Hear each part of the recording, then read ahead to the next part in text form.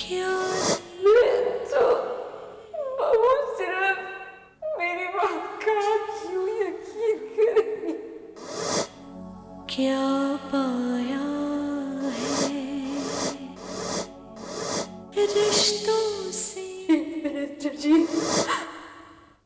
मेरा ध्यान नहीं रखा।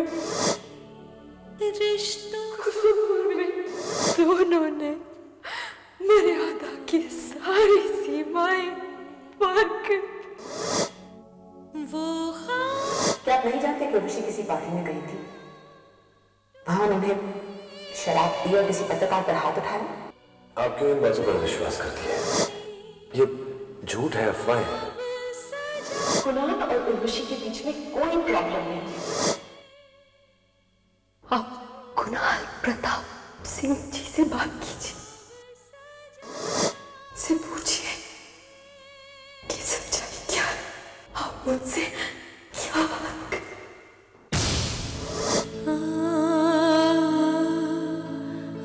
कुणाल, तुम यहाँ सोफे पर? दरअसल मैं आपका इंतजार कर रहा था, आपसे कुछ जरूरी बातें करनी थी। मैम, उनका यह भी मानना है कि अगर कुणाल इस वक्त जगदीशपुर पहुंच जाए तो कुणाल के वहां जाने से बाजी पलट सकती है। पता है आपको कि याना वही लड़की है जिससे कुणाल शादी से पहले प्यार करता था।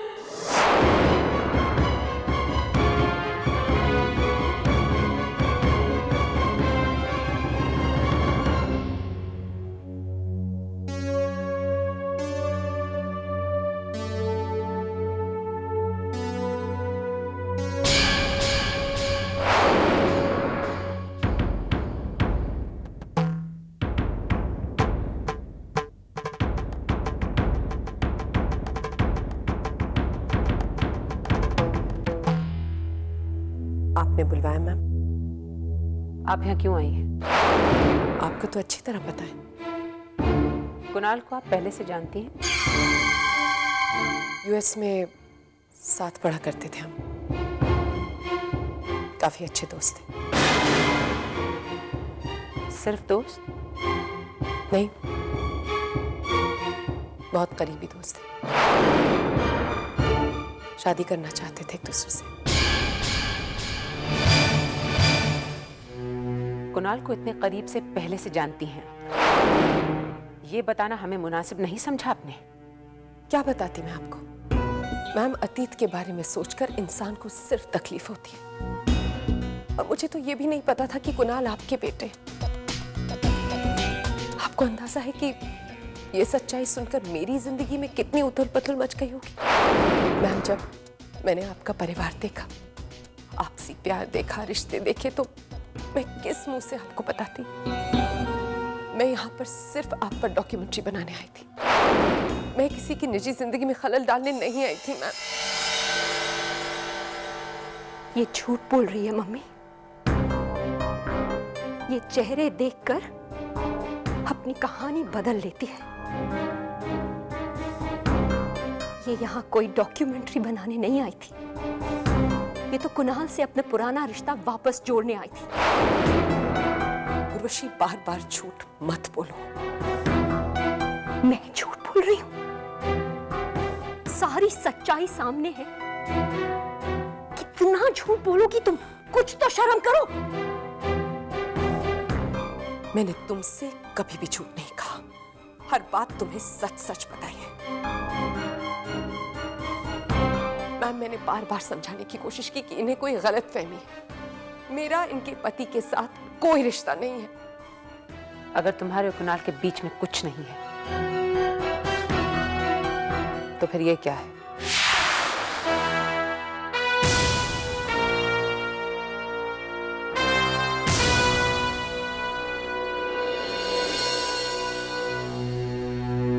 मैम, दुनिया में ऐसी कौन सी लड़की होगी जो अपनी इज्जत का तमाशा बनाना चाहे? बहुत बार मन किया कि आकर आपको सच्चाई बता दूं, लेकिन पता नहीं क्यों मैम, खुद ब खुद पांव जैसे रुक जाया करते थे। आपकी बेटी के हादसे के बाद डॉक्टर्स ने क्लियरली कहा था कि आपको ऐसी कोई खबर न दी जाए जिससे आपके दिल को ठेस पहुंचे, इसीलिए चुप रही मैं। और मैम, सच्चाई यह है कि मेरे यहां आने के बाद से कुणाल मेरा साथ छोड़ना ही नहीं चाहते थे। मैंने बहुत समझाने की कोशिश की उन्हें, लेकिन उन्हें देखकर ऐसा लगता था जैसे उन्होंने ठान लिया है कि वो मुझे हासिल करके रहेंगे। लेकिन वो मेरे साथ वही पुराना रिश्ता कायम करना चाहते हैं।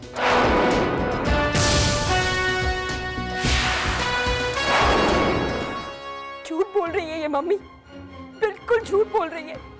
कुणाल और मैं एक दूसरे को 10 साल से जानते हैं। कभी एक बार भी हम लोगों के बीच में कोई प्रॉब्लम नहीं हुई। जब तक ये यहां नहीं आई, ये कुणाल के पीछे पड़ी, ये उनके आगे गिरती जा रही है, ये उन्हें बहका रही है। सच और झूठ का फैसला भी अभी हो जाना चाहिए। प्लीज उन्हें बुलवाइए जिन्होंने ये फोटोग्राफ्स लिए। टोनी को फौरन हमारे पास बुलवाइए।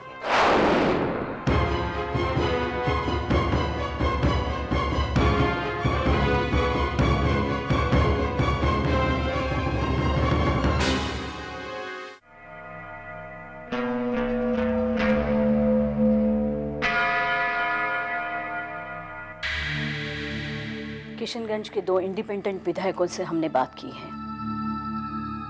हमारा समर्थन करने के लिए उन्हें लाल बत्ती चाहिए।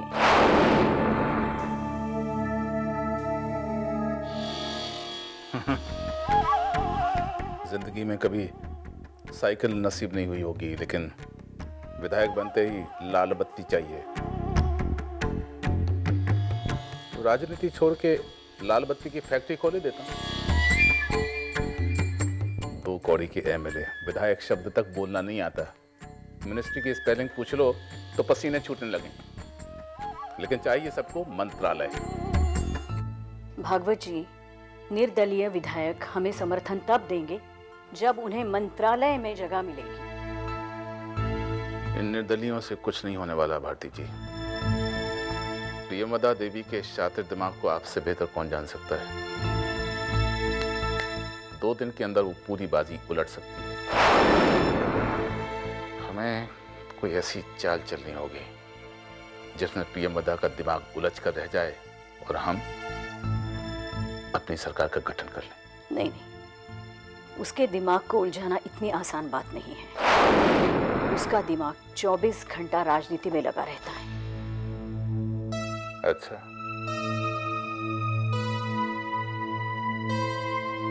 तो ठीक है, राजनीति के दिमाग को राजनीति से ही हराते हैं। ये बताइए, आपको एक्टिंग करनी तो आती है आपको? भागवत जी, एक्टिंग के अलावा हम करते ही क्या है? हाँ। अच्छा बताइए, क्या एक्टिंग करनी है? आपको कृतिका को सिर्फ ये विश्वास दिलाना है कि आपकी दुश्मनी प्रियमवदा देवी से है, कृतिका से नहीं। और कृतिका की कोई भी तकलीफ आपसे बर्दाश्त नहीं होती है। इतना तो कर लेंगी ना आप? हाँ, लेकिन इस सब से हासिल क्या होगा? ऐसी बाजी खेलूंगा कि प्रियमवदा देवी की ही बंदूक, उन्हीं की गोली और निशाने पर सर भी उन्हीं का।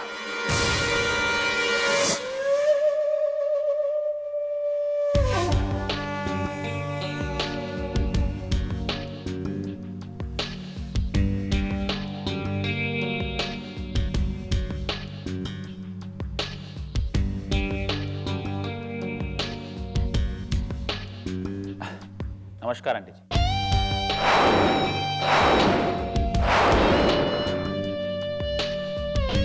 नमस्ते बहना।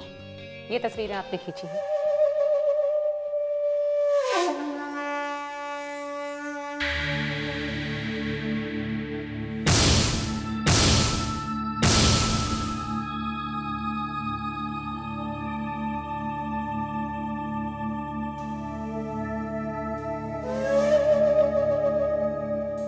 जी। इनकी असलियत क्या है?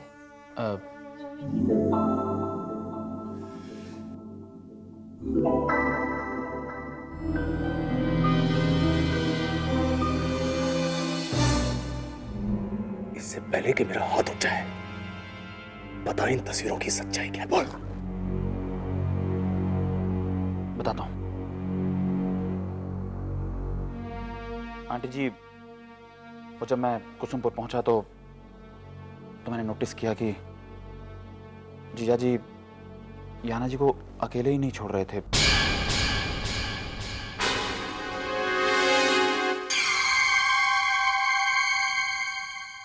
ये जब भी कहीं अकेले जाने की बात करती थी तो जीजा जी इनके साथ आने की जिद करते थे।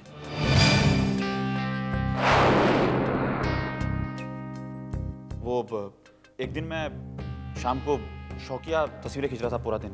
उसके बाद जब मैं वापस आया तो मैंने तो बताते हुए भी शर्म आ रही है आंटी जी।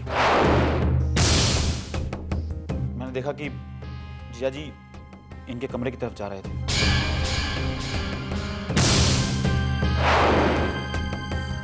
जीजा जी ने दरवाजा खटखटाया। जैसे ही इन्होंने दरवाजा खोला, जिया जी अंदर घुसने लगे।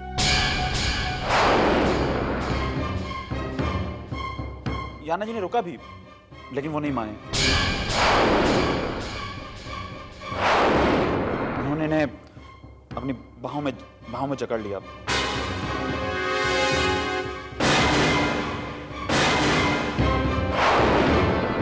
बस याना जी चिल्लाईं। इन्होंने कहा कि ये आपसे इनकी शिकायत करेंगी, तब कहीं जाकर जीजा जी ने छोड़ा उन्हें।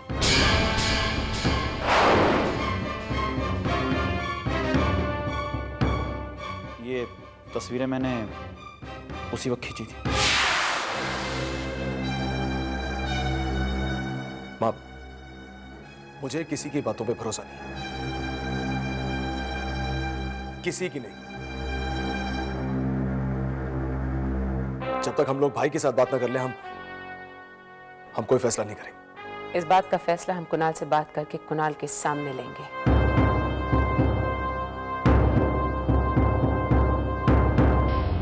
और जो भी गुनहगार है उसे हम कभी माफ नहीं करेंगे।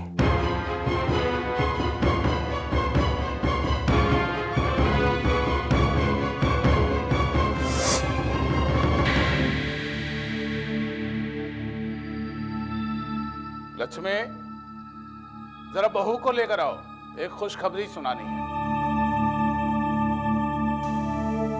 मैं बोली भैया, ऐसी कौन सी खुशखबरी लाए हो अपनी बहू के लिए? 2 दिन के अंदर हमारी सरकार बनने वाली है। और सरकार बनते ही पहला काम करूंगा, तुम्हारी मां का अहंकार तोड़ूंगा। उनके राजनीतिक करियर का जनाजा ना निकाल दिया तो मेरा भी नाम भागवत नहीं। एक लड़ाई जीतने से कोई सिकंदर नहीं बन जाता है। आपने मुझे मेरे घर से अलग कर दिया है, लेकिन मेरे घर में हर कोई मेरे जैसा नहीं है। और आपने वो कहावत तो सुनी ही होगी, जो लोग दूसरे के लिए गड्ढा खोदते हैं, एक दिन वो खुद उसी गड्ढे में गिर जाते हैं।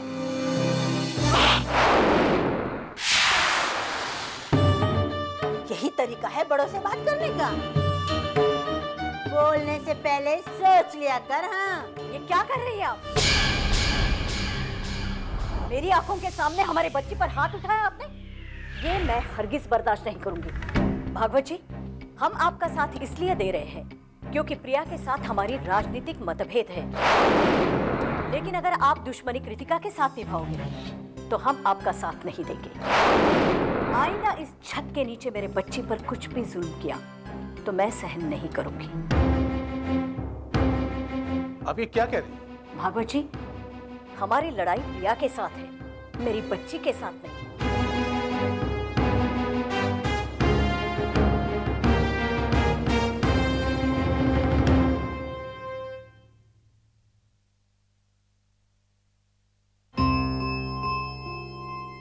क्या बातें कर रहे हैं? क्या सोच रहे हो? भाई के बारे में सोच रहा हूँ। मैं अपने भाई को अच्छी तरह जानता हूं, और इसीलिए ये भी जानता हूं कि उनकी जिंदगी में झूठ के लिए कोई जगह नहीं। श्वेता, he adores भाभी, he loves her, पर भाभी समझती क्यों नहीं? भैया किसी कीमत पर कभी भी भाभी को धोखा नहीं दे सकते। मुझे इस याना की बातों पे बिल्कुल भरोसा नहीं। देखो करण, तुम इस वक्त एक आदमी की तरह नहीं, एक छोटे भाई की तरह सोच रहे हो, और शायद इसलिए समझना नहीं चाहते, लेकिन एक औरत होने के नाते मैं पूरे यकीन से कह सकती हूँ कि कोई भी अपना पहला प्यार नहीं भूल सकता। और शायद इसीलिए इसमें गलती कुणाल भैया की है। वो अपने बीते हुए कल को आज से मिला रहे करण। और जहां तक मैंने याना को समझाया ना, याना जैसी औरत किसी के साथ भी एक दूसरे औरत की हैसियत से कभी नहीं रह सकती।